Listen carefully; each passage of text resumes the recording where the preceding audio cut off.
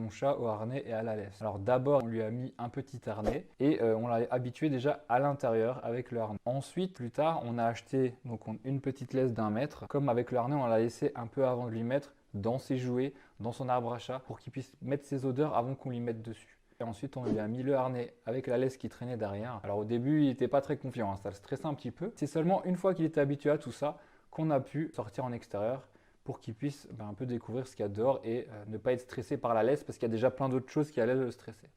Alors, comment faire pour le sortir? On lui met les 2 petites pattes dans l'harnais, on remonte tout doucement, on va scrotcher au-dessus, et on va fixer la petite encoche. Il attend patiemment, il est habitué. Ici, on va le mettre dans sa caisse de transport, on va lui mettre la laisse tout de suite. Donc, on le transporte tranquillement sans lui faire mal, vous voyez, c'est un chat qui se laisse à peu près faire quand même. Et on va le mettre dans sa petite caisse. Alors, il y a 2 façons de faire pour ne pas traumatiser un chat.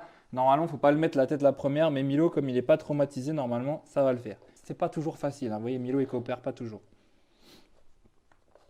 Alors là, vous voyez, je lui fais sentir une petite friandise. On lui met, hop, au fond du sac, il va aller la chercher. Pour les chats qui galèrent, on lui pousse un peu les fesses. Et normalement, tout est bon, il est rentré. On n'a plus qu'à fermer. Alors, une fois qu'on est installé dans le véhicule, hein, bon, déjà, il faut un chat, il faut une caisse de transport ou un sac, et il faut un véhicule. Il vous faut en plus une petite ceinture de sécurité. Alors ici, c'est une ceinture qu'on a récupérée dans une animalerie. À la base, c'est pour un chien, mais ça fera très bien l'affaire. On fixe ça ici, hop, et on libère le fauve. Le fauve veut sortir. Quand c'est la première fois, on peut le laisser se balader dans le véhicule pour qu'il prenne un peu ses marques. Nous, Milo, il a l'habitude du véhicule, donc on va l'attacher directement. La laisse est au maximum, ça l'empêche d'aller embêter le conducteur et le déconcentrer. Maintenant, s'il est trop excité, il ne faut pas hésiter à le remettre dans sa cage. Alors, ce qu'on fait, là actuellement, Milo, il est habitué, mais quand c'est la première fois que vous mettez votre chat dans votre voiture, nous, on vous conseille de le laisser un peu se balader. Donc, on va le détacher, voir un peu ce qu'il fait. Vous voyez, pas très actif, hein. Mais votre chat, vous verrez, il sera plus explorateur. Milo, ici, il a tellement l'habitude d'être attaché qu'il a conscience, en fait, qu'il ne peut pas trop se déplacer, hein. Voilà, vous voyez, hein, il va plus surveiller autour que la voiture parce que lui, il connaît déjà l'environnement de la voiture. Bordel de miaou, je connais surtout le niveau de conduite de mes humains. Ça va, je rigole.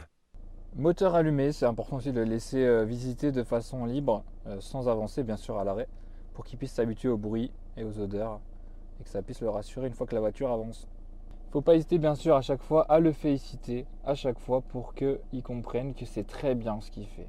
Une fois que les étapes là ont été passées, du coup on va le réattacher et on va procéder à un roulage. Alors souvent votre chat va se mettre par terre parce qu'il sera plus en sécurité. Lorsqu'il est installé, n'oubliez pas de lui laisser à disposition sa petite caisse de transport. S'il se sent vraiment stressé, il pourra rentrer à l'intérieur. Mais là ça a l'air d'aller. Ça bouge un petit peu Milo, hein. C'est normal, c'est l'humaine, hein. C'est l'humaine qui conduit. Des fois il ira regarder dehors ce qui se passe. Milo il aime bien regarder dehors quand ça va pas trop vite. Allez, vérifie si l'humaine conduit bien, t'as raison. Une fois qu'on est rentré, bien sûr, on lui ouvre tranquillement, on lui retire son petit harnais et on le libère tout de suite. Voilà mon grand, c'est bien. Bon là, je pense qu'il va aller manger du coup. J'ai bien mérité un pâté avec tout ce que j'ai fait. Normalement, si vous faites toutes ces étapes, le chat devrait être plutôt détendu. Voilà, on est sur une base de détente plutôt correcte, hein, vous voyez. Un mimoun qui est dans une position plutôt aléatoire. On fera bien sûr d'autres vidéos où on vous expliquera par exemple comment ça se passe en extérieur avec Milo. On répondra à vos questions si vous en avez en commentaire. Et bien sûr, n'hésitez pas à vous abonner, activer la cloche et lâcher un petit like pour soutenir la chaîne Milo, hein, qui va bientôt atteindre les 100 000 abonnés peut-être un jour, hein. Ce serait marrant d'avoir un cadre trophée YouTube pour Mimoun. Allez Milo, on va le laisser se reposer. Bonne journée à tous. Ciao, ciao.